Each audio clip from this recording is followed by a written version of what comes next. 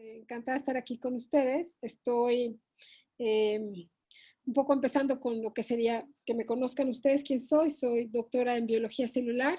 Trabajé durante casi 20 años en el Instituto Nacional de Cancerología en la elucidación de los mecanismos del establecimiento de la metástasis en pacientes con cáncer de mama, básicamente. También doy clases de biología y soy autor de libros de biología. También trabajo en eso y trabajo en la universidad y en diferentes niveles de estudio y imparto clases. Alejandro me solicitó hacer esta revisión acerca de lo que sería el estrés oxidativo y su relación con el envejecimiento, y vamos a revisar brevemente por cuestiones de tiempo 3 padecimientos y los vamos a revisar brevemente. Entonces, pues bueno, lancémonos a lo que vamos. Un poco el objetivo de la presentación sería describir estos mecanismos que se han asociado con el envejecimiento, no nada más el estrés oxidativo, sino también lo que sería la inflamación crónica. Vamos a ver 3 enfermedades, vamos a hablar de diabetes, vamos a hablar de hipertensión y de aterosclerosis. Y bueno, básicamente cómo se relacionan a nivel celular con el envejecimiento, y sobre todo vamos a elaborar un poco, a ver cuáles serían las implicaciones en la clínica del uso de antioxidantes y cuál sería su relación con estos mecanismos a nivel celular. Sobra y está por demás decir cuál es la importancia y la relevancia de tratar el envejecimiento. Se ha postulado que estamos a punto de entrar en el siglo gris, el tsunami gris también se le ha llamado, porque cada vez tenemos más individuos digamos, de edades mayores a 60 años. Y este efecto, según esta gráfica que nos muestra la Organización Mundial de la Salud en su estudio prospectivo que acaba de mostrar apenas este año, en 2009, pues esto va en aumento, o sea, cada vez hay más. Todos los estudios que se habían hecho antes llegaban solo hasta 2050. Este es el primero que llega hasta 2100, pero como ven, la gráfica solo sube y sube y sube. O sea, realmente lo que estamos esperando en un momento dado es que dentro, digamos, para 2050, el número de adultos mayores sea mucho mayor al número de niños. Y bueno, las razones son muy sencillas y son muy fáciles de explicar si pensamos que pues, la tasa de mortalidad en niños, en infantes ha disminuido mucho, la tecnología y etcétera cada vez nos permite tener adultos mayores vivos, o sea, digamos en buen estado o con enfermedades crónico-degenerativas que ahora vemos más, y las tasas de fecundidad también están disminuidas. Hablando un poco de cuáles son los factores de alguna manera que pueden condicionar este envejecimiento, pues básicamente tenemos de 2 tipos. Los que no podemos hacer nada porque de alguna manera estamos hablando de la genética, de la raza, del sexo. Todos hemos oído esta frase de que pues qué bien le va a su familia, qué longevos son, cómo envejecen bien. Y estas cosas son intrínsecas a las personas. Sin embargo, hay unos ciertos factores que son extrínsecos y que potencialmente podríamos modificar para envejecer bien o al menos envejecer exitosamente y no tener este tipo de padecimientos de los que vamos a estar hablando y que empiezan a complicar las cosas. Uno de los factores extrínsecos que me voy a tener a explicar un poco, por cuestiones de tiempo, solo voy a explicar pero es este gen que se llama ApoE, se ha visto asociado a ciertas enfermedades cardiovasculares. Esto es, se sobreexpresa en algunos pacientes que padecen ciertas enfermedades cardiovasculares. Sin embargo, hay algunos estudios interesantes que se han hecho en Francia, básicamente, con algunos individuos centenarios. Esto es, la gente que cumple más de 100 años y que llega, generalmente, esta gente llega bien. O sea, no llega con padecimiento, no llega dependiente de alguna enfermedad, no llega mal. Y se ha visto que esta gente tiene el ApoE4 que se asocia a enfermedad cardiovascular en concentraciones iguales o incluso menores a la que lo presentan los jóvenes. Entonces, esto es un factor que está involucrado y que definitivamente tendría que ver con lo que sería básicamente el envejecimiento. Un poco me voy a detener a hablar rapidito nada más acerca de lo que serían los modelos experimentales que usamos para estudiar el envejecimiento y la longevidad y estos fenómenos del estrés oxidativo y la inflamación crónica que se asocian al envejecimiento. Hay muchos estudios, pero la mayoría de ellos están hechos a nivel preclínico. Estamos trabajando con sistemas in vitro, ya sea con levaduras, con células, o bien nemátodos, o bien tenemos algunos modelitos más complicados donde se trabaja con drosófilas, las mosquitas de la fruta. Incluso llegamos a tener primates. Ya trabajamos con perro, con gato, etcétera, con roedores, pero todavía siguen siendo un modelo. Entonces yo quiero llamar un poco su atención a decirles que cuando uno empieza a estudiar un fenómeno y empieza a comprender la complejidad a nivel celular, contar con un modelo es maravilloso porque uno puede aislar variables y intentar a predecir qué es lo que ocurre, entender los acontecimientos. Sin embargo, son modelos, todavía son lejanos, no se parecen mucho a la enfermedad como tal. Baste para decir un ejemplo, los modelos de inducción de diabetes en ratones, por ejemplo, con aloxano, pues inyectan a los ratones y digamos en 2 semanas se establece la diabetes, tenemos una hiperglicemia inmediatamente y a partir de ahí se desarrolla el modelo. Esto es muy lejano a lo que ocurre normalmente. Entonces hay que tomar los resultados con reserva.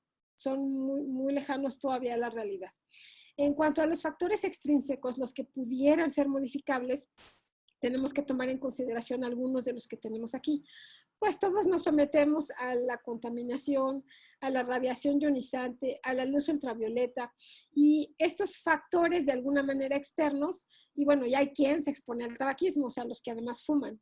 Pero cuando tenemos todos estos factores, de alguna manera tenemos unos sistemas de defensa que se van digamos, poniendo listos en nuestro organismo para actuar y para que no haya, digamos, daño o para que se pueda reparar el daño.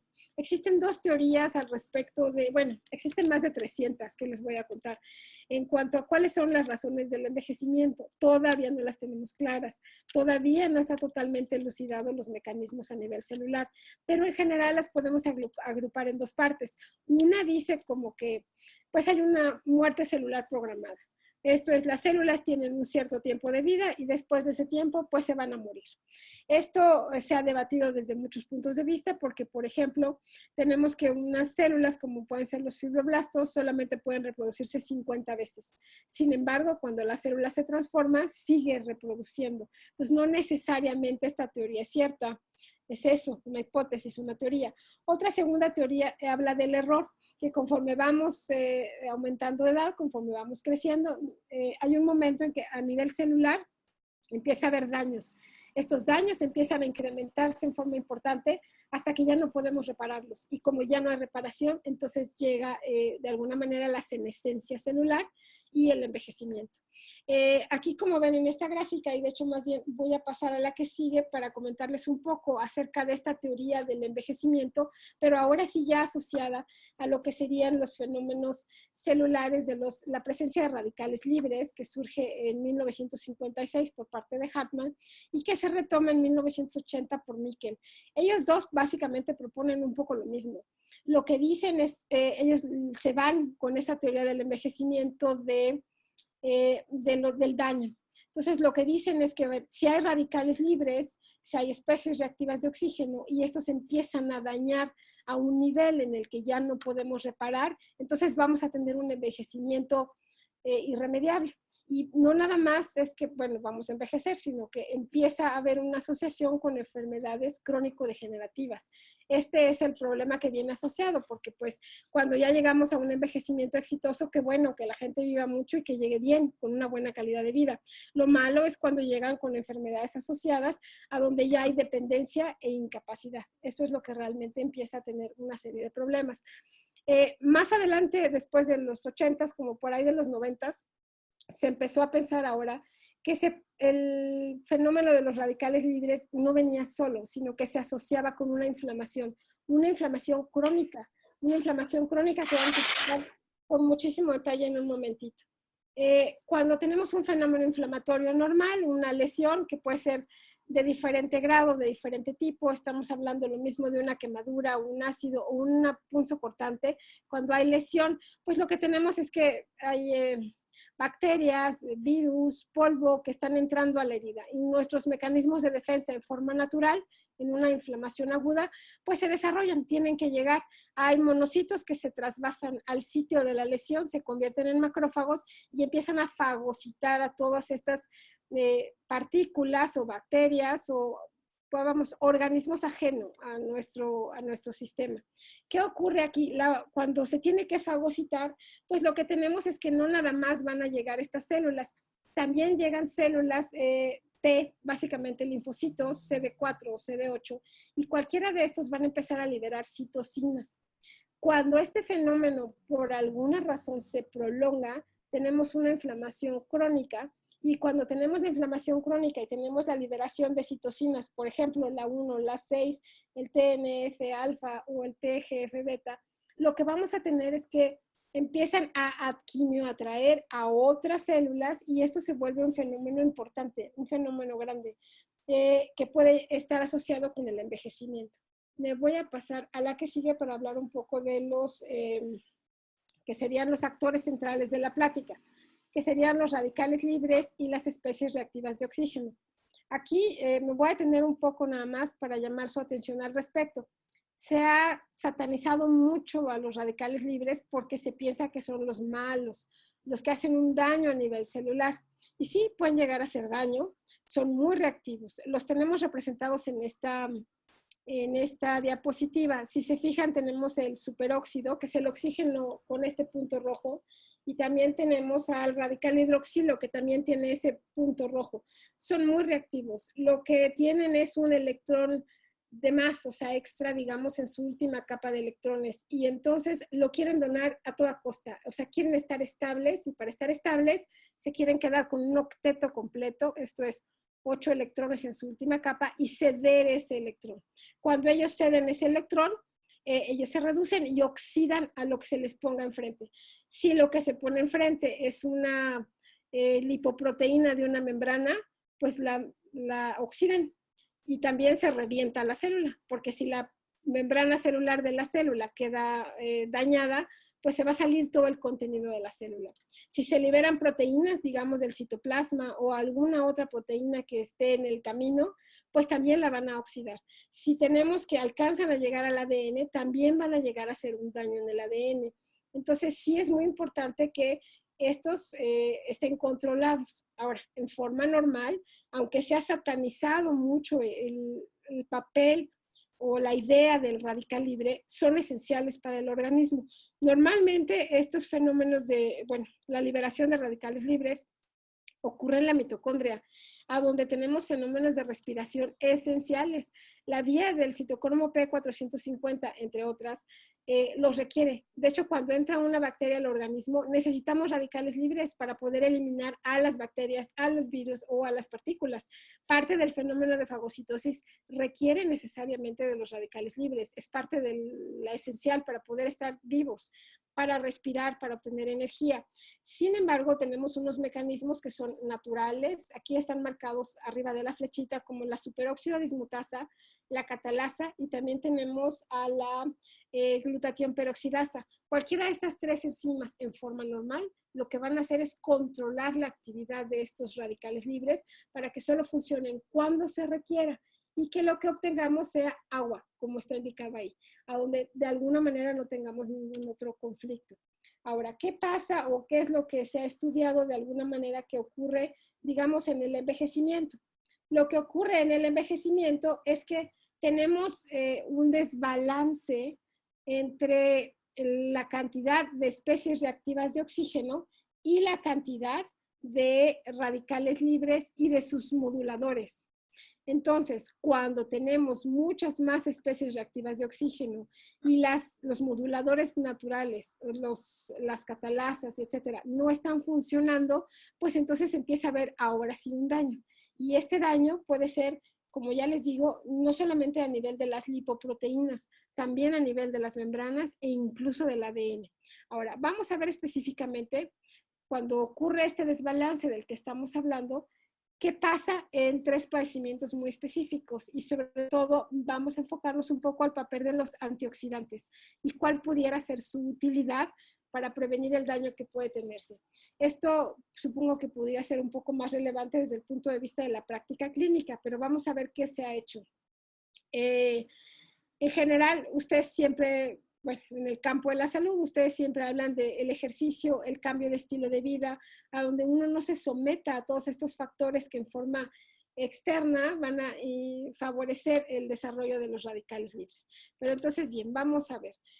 Voy a hablar, como les comenté, y sobre todo por cuestiones de tiempo, nada más de 3 padecimientos y vamos a ver un poco los mecanismos y lo que se ha estudiado, lo que he encontrado.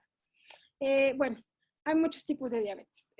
La 2 es la que se asocia básicamente con la edad, con los adultos mayores. Estamos hablando de pues una incidencia principalmente en mujeres y mayores de 50 años.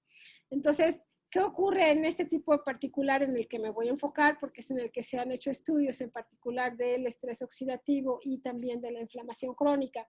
Pues bueno, básicamente lo que tenemos es que estos pacientes tienen insulina, pero la insulina no funciona. Algo pasa. Ahorita vamos a explicar a nivel de los receptores celulares qué es lo que está pasando con la insulina.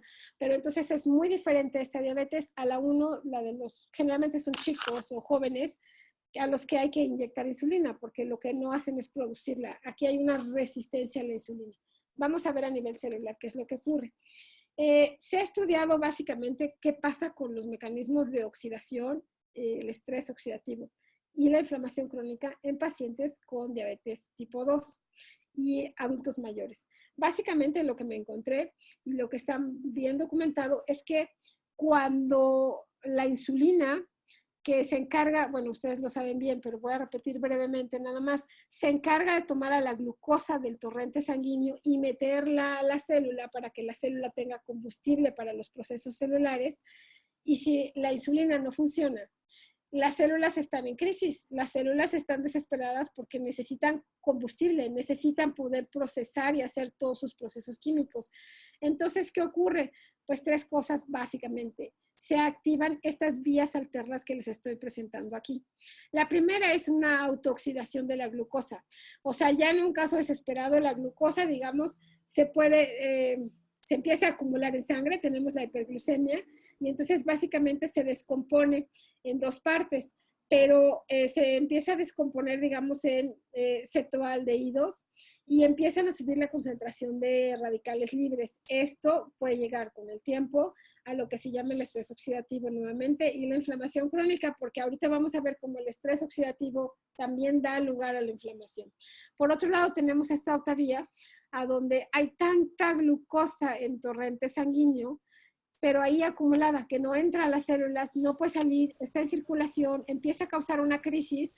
¿Y qué ocurre? Que cualquier proteína que anda por ahí se empieza a llenar de azúcares, se glicosila. Esta interacción empieza a formar redes totalmente, digamos, desarregladas. No hay un arreglo, no hay uniformidad en la formación de estas redes, pues sí, redes de proteínas glicosiladas. Empiezan a buscar, a formar bodoques en la circulación. Entonces tenemos que producir, bueno, los pacientes, producir radicales libres para poder empezar a degradar esos bodoques y que esas proteínas no estén estorbando ahí.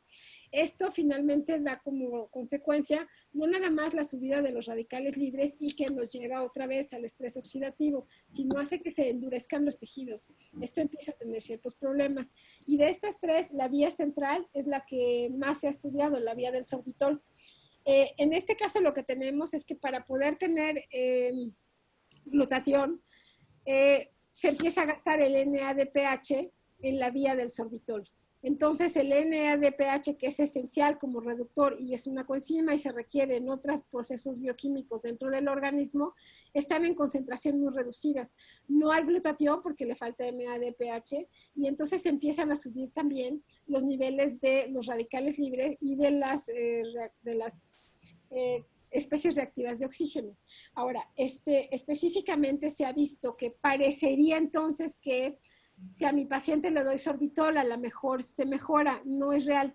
Sabemos que hay algunas células en particular en el organismo, como podrían ser las del cristalino, algunas células en la nefrona y en particular algunas células a nivel del sistema nervioso central, que cuando están desesperadas, cuando no tienen la cantidad suficiente de glucosa o de combustible para sus procesos bioquímicos, toman la glucosa solita, como que entra, digamos, por un transporte pasivo.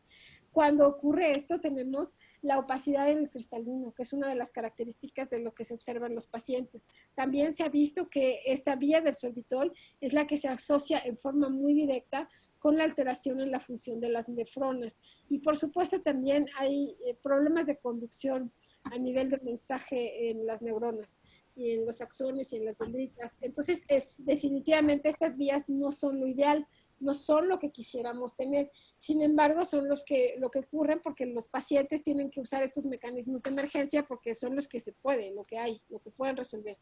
Ahora, nada más como para definir un poco dentro de la diabetes, a nivel celular, ¿qué quiere decir que haya una resistencia a la insulina? Una vez que tenemos, digamos, este es un ejemplo de una célula y en la parte de arriba se observa lo que sería el receptor, el receptor a la insulina. Este receptor tiene que sufrir ciertas reacciones bioquímicas, una fosforilación en particular, en una tirosina y en una serina para que se active una serie de cascadas y pueda ocurrir dentro de la célula la asimilación de la glucosa. Cuando tenemos una alteración, digamos, un estrés oxidativo que nos lleva a una inflamación crónica, se empiezan a liberar interleucinas. En particular, se han visto concentraciones muy altas de la interleucina 1, de la 6 y del TNF-alfa.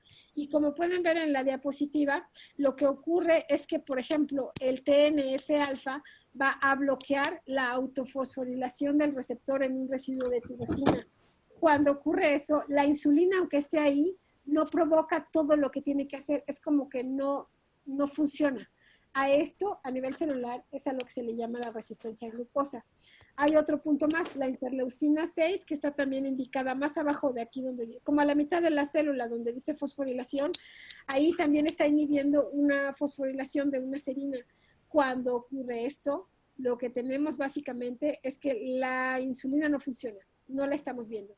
Entonces es muy importante en ese sentido ver cómo actúa.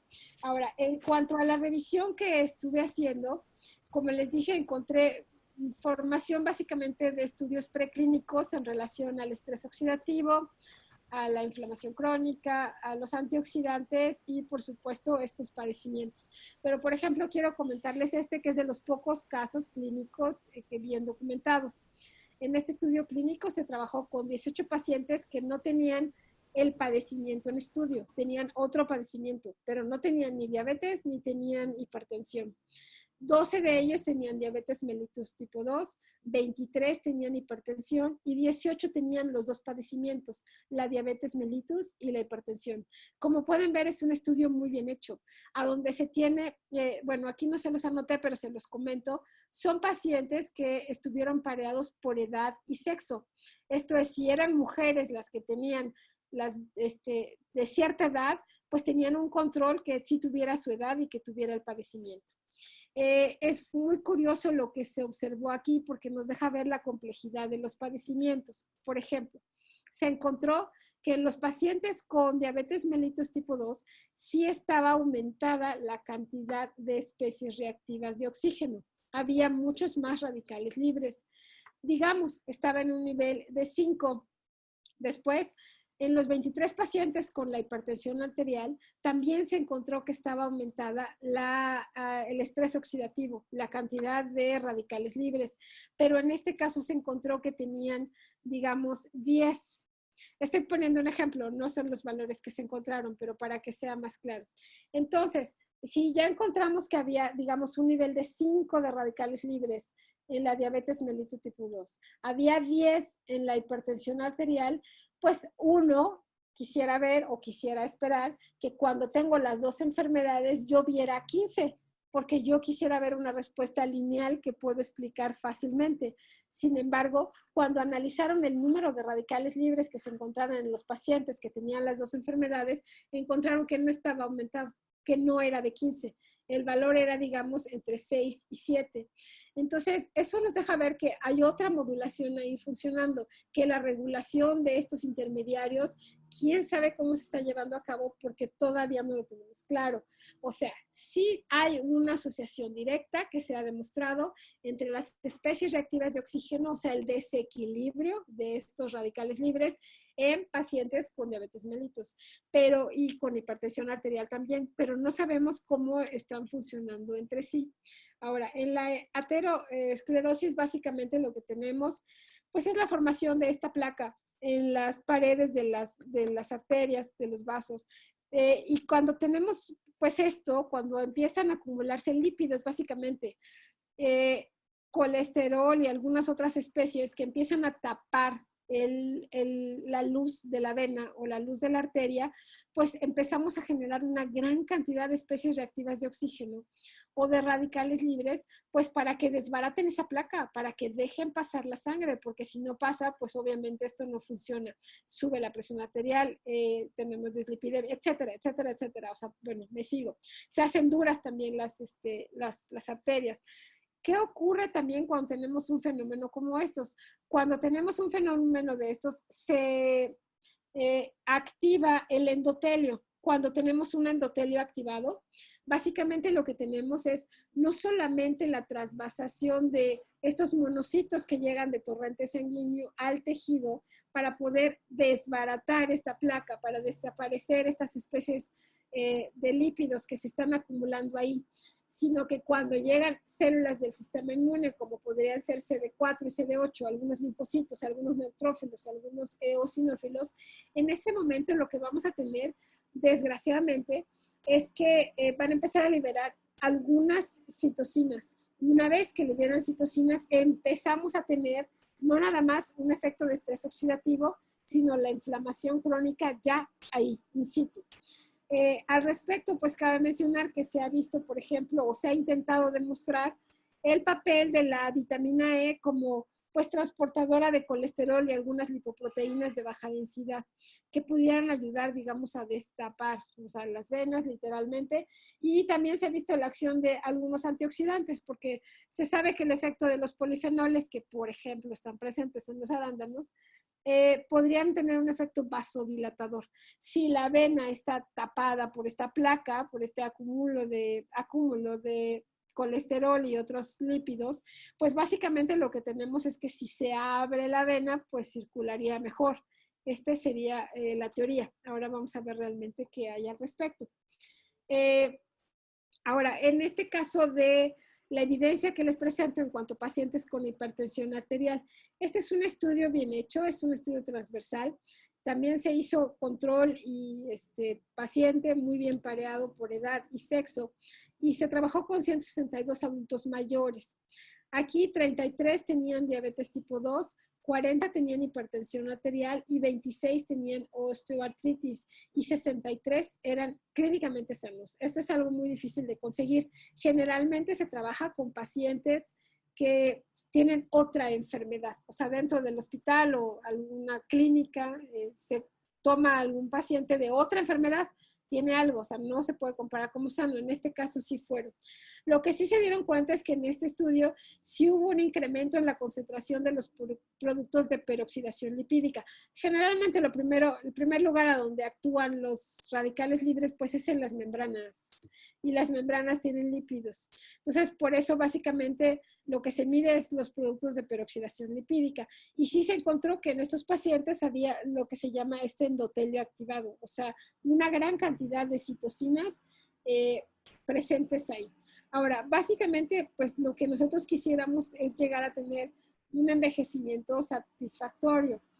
Y para esto no nada más, bueno, hay que tener un estilo de vida saludable, pero vamos a analizar un poco cuál sería el papel de los antioxidantes, porque esto es básicamente lo que quisiéramos ver, cómo pudiéramos usarlos para apoyar, si sirven, si se ha demostrado o no. Entonces, bueno, tenemos los normales, o sea, digamos los antioxidantes endógenos, que son los que normalmente funcionan sobre estas especies muy reactivas de oxígenos que, como ya mencioné, aunque han estado muy satanizadas, son esenciales para la función del organismo. Y estas son las enzimas que mencioné hace un momento, la superóxido dismutasa, la catalasa y la glutatión peroxidasa. Y estas son las que cuando actúan los radicales libres, donde deben funcionar en forma normal, simplemente hacen que hagan lo que tengan que hacer, por ejemplo, deshacerse de una bacteria, permitirnos obtener energía a partir del oxígeno y el consumo de nutrientes y obtener agua. O sea, básicamente esto es lo que hacen ellos. Tenemos algunas otras proteínas que, digamos, también funcionan como antioxidantes endógenos. Por si se acaba la catalasa, por si no funciona en forma normal el glutatión peroxidasa, pues tenemos la transferina, la ceruloplasmina, la albúmina y algunas metaloproteínas que pueden llegar a controlar la acción de estos radicales libres que pueden llegar a ser pues importantes y pues muy dañinos. Ahora, en cuanto a los antioxidantes, que como les comenté, esos son los primarios, los de primera línea, pero tenemos los secundarios.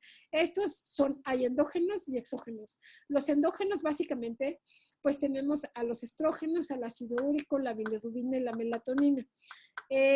No está de más mencionar que, por ejemplo, pues en las mujeres mayores de 50 años, que es a donde vemos una incidencia alta de diabetes mellitus tipo 2, pues van a tener disminuidos la cantidad de estrógeno, porque ya están en menopausia probablemente, y entonces ahí estamos perdiendo como antioxidantes endógenos de los normales.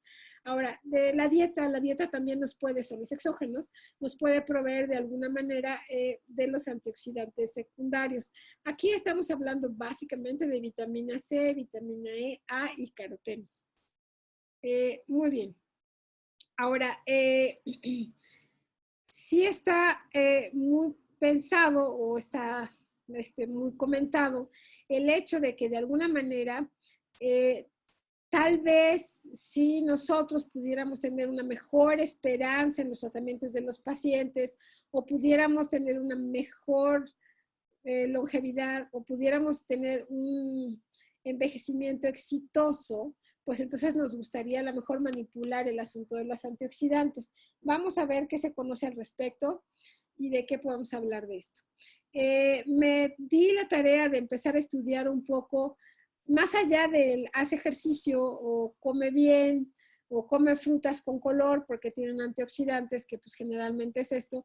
¿Cuáles eran los estudios realmente a donde sí se está viendo qué hace los antioxidantes y qué efecto tiene en estudios bien hechos? Me encontré con mucha discrepancia. Encontré una gran cantidad de estudios que se publican, pero que no están en revistas arbitradas, que no están bien fundamentados. Entonces, y de hecho, unos dicen sí, los antioxidantes son la solución y otros dicen no, los antioxidantes no son una buena solución. Entonces, desde este punto de vista, creo que sí es muy interesante que nos detengamos a ver qué pasa con los estudios. Es algo que me detuve a hacer con detenimiento como para entender qué es lo que está pasando. Entonces, miren, básicamente lo que me encontré fue lo siguiente. Algunos de los estudios están hechos con muestras muy pequeñitas, que son poco representativas. Pueden, por ejemplo, si tenemos un estudio en el que se trabaja, pues no sé, con 5 ratas y se hace una prueba, pues ninguno de los resultados que ellos obtengan van a ser concluyentes porque no pudieron hacer ninguna prueba estadística, no pudieron hacer una buena comparación. Entonces, las muestras pequeñas, incluso cuando ya hablamos no nada más de modelos animales, sino en humanos, también hay que tomarlas con reserva porque ahí existe la parte de la idiosincrasia. O sea, cada paciente o cada individuo va a responder de alguna manera diferente. Entonces necesitamos empezar a ver que se repita, que haya reproducibilidad. Por otro lado, hay algunas veces que se trabaja con población de alto riesgo. Por ejemplo, esto es algo que conozco muy bien porque se manejaba en el hospital. Pues hay ciertos medicamentos nuevos que se empiezan a probar, pero el protocolo de investigación lo que dice es que tú los puedes probar en los pacientes terminales. Y hay veces que pues lo pruebas y se muere el paciente, pero tú no sabes si no funcionó el medicamento que están probando porque el paciente ya estaba tan avanzado en su padecimiento que ya no había nada que hacer, o realmente es que pues no funcionó porque no servía. Entonces aquí tenemos otro problema. Ahora, cuando hablamos de mezclas profilácticas, aquí tenemos el gran problema de el número de combinaciones puede ser grande dependiendo del número de ingredientes de los que estamos hablando, independientemente de hablar de fenómenos de sinergia. Pero, por ejemplo, si yo voy a probar una mezcla que, digamos, tiene el elemento 1, 2 y 3, yo tengo que hacer un experimento a donde yo trabaje con solamente a los pacientes les voy a dar ingrediente 1, solamente a otros pacientes les voy a dar ingrediente 2 y a otros pacientes les voy a dar ingrediente 3. Y necesito otros grupos más de pacientes para probar el 1 con el 2, el 2 con el 3 y el 1 con el 3. Y además uno al que no le dé nada, porque está claramente muy bien probado el efecto placebo. Esto quiere decir que los estudios tienen que hacerse en dobles ciegos, a donde el médico no sepa qué le está dando al paciente. Porque hay veces que la gente, y eso está muy comprobado, con que llegue el médico y le diga, ¿cómo le va, don Juan? ¿Qué tal le ha ido? Etcétera, y platique con ellos y lo apapache, la gente se siente mejor. O sea, clínicamente se va a sentir mejor y no necesariamente va a ser, a lo mejor a él le están dando agua o no, vamos, le tocó el placebo. Pero sí hay que documentar muy bien esto y que los estudios tienen que ser dobles ciegos. Por otro lado, estamos hablando de las dosis. Me he encontrado una cantidad de estudios y la variación de dosis sin ninguna justificación de cambio es grandísima. Lo mismo pueden dar una dosis, digamos, por decir un ejemplo, de colágeno hidrolizado de 0.25 que de 250. O sea, impresionante. O sea, las dosis se mueven en intervalos sin ninguna justificación impresionantes. La combinación es un poco las mezclas o la monoterapia. Es muy diferente trabajar con estudios experimentales a los estudios de calidad en seres humanos. Y la otra, pues bueno, siempre cuesta mucho trabajo establecer en qué momento se hace la intervención del medicamento. No es lo mismo trabajar con un medicamento que digamos, se aplique cuando está empezando a lo mejor el padecimiento, cuando ya lleva varios años de desarrollo. Entonces, estas son de las cosas muy importantes que tenemos que considerar. Ahora, un poco, les voy a comentar un poco la información que pude recabar en estudios que fueran de calidad, revistas que estuvieran arbitradas y que hubiera dato duro, o sea, que sí se pudiera uno confiar en lo que estaban publicando algunos autores. Voy a hablar de algunos de los constituyentes del CLR, un poco con este fin. Sí les quiero decir que sí me fijé que la revista fuera buena, que estuviera arbitrada, que los experimentos tuvieran controles. Muchas veces la gente se remite a leer los abstracts y cuando tú lees el abstract no necesariamente te das cuenta de la calidad del estudio que se está haciendo. Entonces, sí me remitía a revisar artículos originales y no solamente reviews, porque hay veces que no nada más es un review, sino además hacen como algunos residentes a veces hacen esto, es que toman los reviews y hacen un review de los reviews. Entonces ya realmente quién sabe qué pasó ahí, qué hicieron. Que tuvieran muestras representativas, que se controlara las variables, que fuera una publicación de calidad. Y entonces en este sentido, pues bueno, vamos a ir viendo qué hay. Me encontré muchos estudios de bioactividad. Vamos a ver un poco de qué se trata esto. Bueno, entonces en cuanto al colágeno hidrolizado, pues está más decir que la colágena es una de las proteínas que pues constituye casi un tercio de todas las proteínas que tenemos en el organismo. Está formado básicamente por aminoácidos, péptidos y polipéptidos de bajo peso molecular, principalmente prolina, glicina y hidroxiprolina. Y se han hecho algunos estudios de bioactividad en cuanto al colágeno hidrolizado en cartílago y para ver un poco de la recuperación del daño. Ahorita se los comento con un poquito más de detalle. Entonces, básicamente lo que tenemos es que en este modelo, en este estudio proclínico, usaron 10 gramos de colágeno hidrolizado durante 6 meses y lo que se vio es que sí servía para aliviar los síntomas de la artrosis. Ajá. Pues mejoraron los síntomas y mejoró la función. También se hablaba un poco de la fuerza muscular. Eso también era importante después del consumo de los péptidos.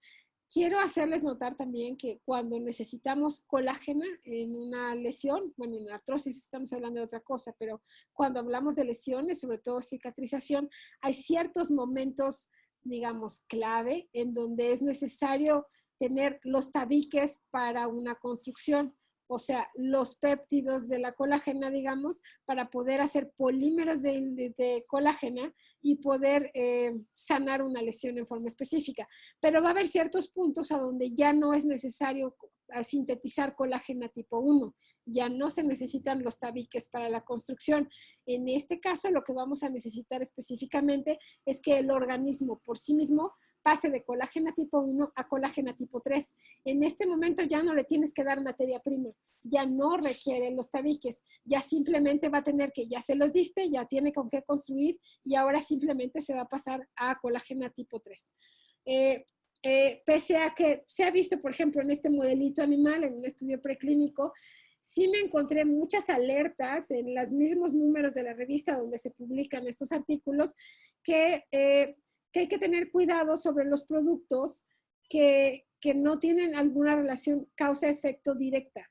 O sea que sí hay que hablar acerca de cuáles son los estudios que tenemos bien documentados. Ahora, en cuanto al fruto de noni, que ustedes saben que es este fruto que viene del sudeste de Asia y que pues la gente lo ha consumido pues por mucho tiempo. Empíricamente se emplea y se ha visto aparentemente que tiene muy buenos resultados en muchos padecimientos. La lista es larga, pero no se conocen los mecanismos. No se conoce necesariamente ni siquiera cuál es su principio activo, qué es lo que está funcionando.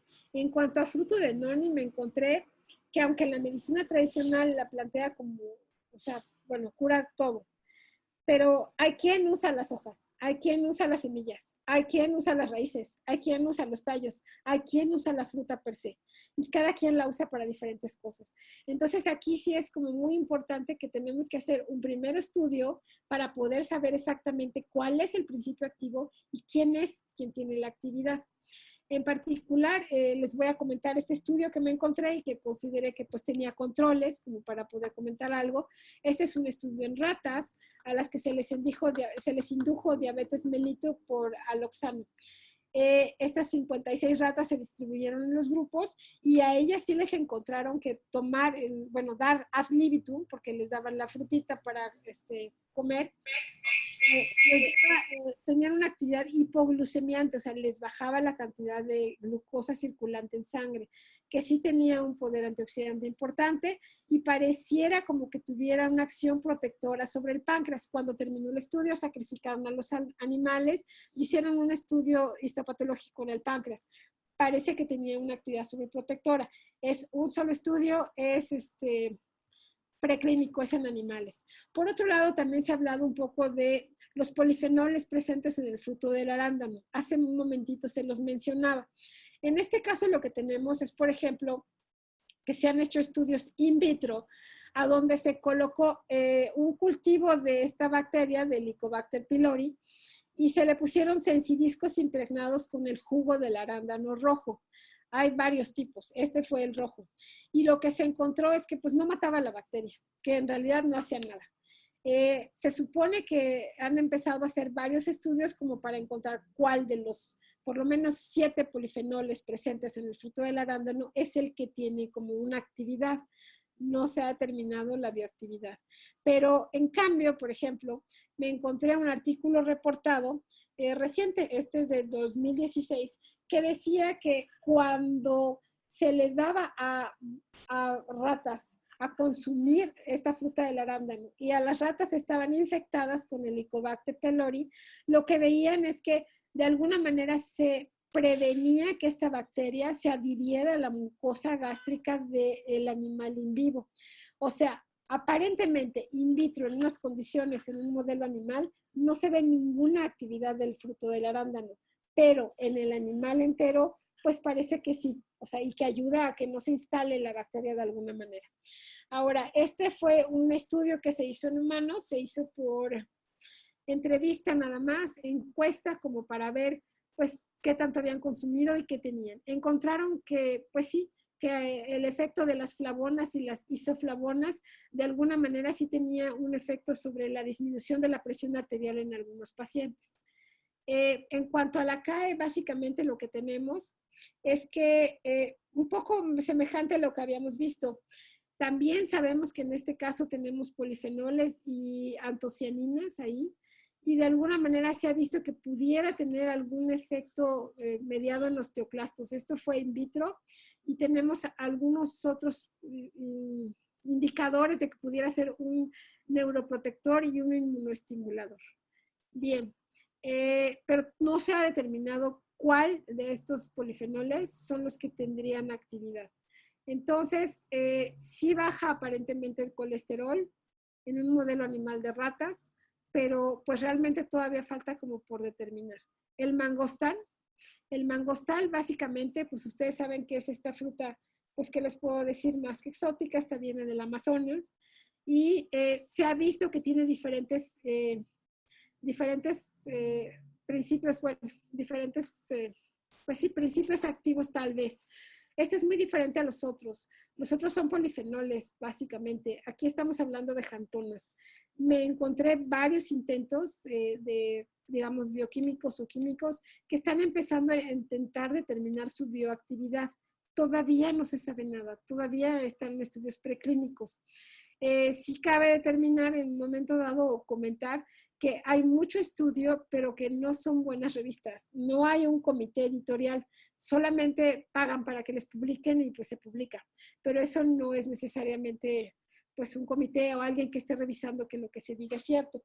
Antes de que se nos acabe el tiempo, y si quisiera comentarles, Alejandro me compartió estas fotografías del doctor Amaury, creo, que ha estado trabajando con el CLR y algunos casos en sus pacientes. Este caso en particular se ve una cicatrización en 20 días, un avance importante, y parece ser que se dio el CLR por vía oral y tópico. Y bueno, este es el efecto que, como puede verse, después de 20 días es importante. En este caso tenemos otro paciente que también vemos el efecto después de 20 días. Entiendo que este nada más fue local, fue aplicación tópica, no se dio oral. Y aquí se ve claramente el efecto de la cicatrización. Como habíamos comentado antes en cuanto a los efectos de cicatrización, va a haber un momento dado, sobre todo desde el punto de vista clínico, y eso ustedes lo saben mejor que nadie, en el que el tener a lo mejor un hidrolizado de colágeno para la cicatrización es fundamental, pero va a depender del tipo de herida, del tipo de lesión, de la profundidad, del tiempo. O sea, habrá lesiones más grandes que requieran pues más tiempo darle, digamos, los precursores o la materia prima para la síntesis de colágeno, o habrá otros que requieran menos tiempo. Bien, entonces en este caso es una quemadura de ácido y aquí se ve también el efecto muy impresionante. Claramente la quemadura es extensa y se ve el efecto después de 45 días, que creo que es 40 días es el último registro que tenemos. Estas son evidencias del doctor Elio Noguera. En este caso les estoy presentando la química sanguínea que llevó a cabo el doctor y que, bueno, es valioso el hecho que lo haya hecho desde el 2013, perdón, hasta el 2019. Aquí, básicamente, lo que yo hice fue marcarles, pues, las cifras que a mí me parecieron importantes, a donde hubo un cambio significativo. Por ejemplo, bueno, cabe hacer notar que todos los valores, de alguna manera, están por debajo, digamos, de los valores normales, o sea, nunca salió de los intervalos de normalidad. Pero, por ejemplo, las LDLs, que son las lipoproteínas de baja densidad y que son las que conocemos como el colesterol malo, bajaron. O sea, de 141 que tenía en 2013, pues llegaron a 122. Esta paciente de 19 años sí tenía pues síntomas además de Ehlers-Danlos, estrés, gastritis, insomnio. Y pues bueno, ahí tenemos una disminución importante de las LDLs. Y ajá. Bueno, y un aumento también, no sé qué tan significativo, de las HDLs, que las de alta densidad ya saben que son, pues son las que le decimos el colesterol malo. Este otro paciente es una paciente femenina de 83 años y pues básicamente lo que vemos es el mismo seguimiento que hizo el doctor Helio, a donde desde el 2013 al 2012 puede hacer la comparación de los diferentes parámetros de la química sanguínea. Y lo que tenemos nuevamente aquí es una disminución de las de baja densidad, que cabe hacer notar que son el colesterol malo, de 141 a 76. En este caso, las de alta densidad, las de 40, pues se quedaron prácticamente igual, de 40 a 43. Esta es la misma paciente de 83 años. Este es otro parámetro nada más, a donde me pareció interesante, son los triglicéridos, y tenemos pues un cambio, digamos, de 83 a 100. Y finalmente tenemos el hierro, que este sí creo que sí cambió un montón. El hierro lo tenemos que se va pues, al doble, de 50 a 100, digamos, por cerrar números, pero básicamente hay un incremento importante. Y desde el punto de vista clínico, que probablemente ustedes se enfrenten a esto todos los días, muchas veces los parámetros biológicos a lo mejor no van a reflejar esta mejoría que sienten las pacientes. Este testimonio de una paciente del doctor Helio de 24 años, a donde dice que pues se siente mucho menos cansada y se siente muy bien después de tomar claramente el CLR. En este caso es otro testimonio, es otra paciente, a donde dice que se está sintiendo súper bien también por los polvitos que empezó a tomar, que es el CLR, y esta es una paciente de 44 años. Y esta es otra paciente de 28 años que pues le está gustando, le está sentando bien el CLR. Y bueno, básicamente yo quisiera concluir, sobre todo para dar tiempo a preguntas, por si alguien quisiera preguntar algo, pero sí existe esta percepción de que los antioxidantes van a ser buenos. Y creo que pues algo hay, porque de hecho pues vemos que en las terapias de miles de años, pues la gente las usa sobre todo en forma empírica. Pero lo que sí quiero yo decirles, déjenme nada más cerrar esto que no sé por qué apareció ahí y estorba.